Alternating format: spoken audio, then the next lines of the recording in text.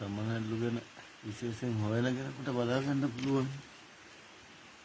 යමුතු සමනල් විශේෂයක්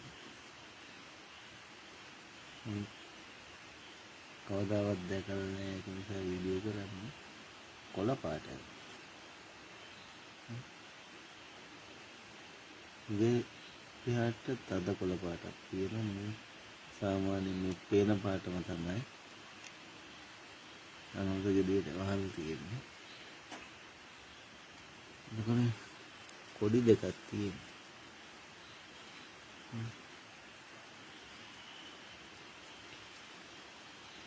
කොඩි දෙකක් තියෙනවා.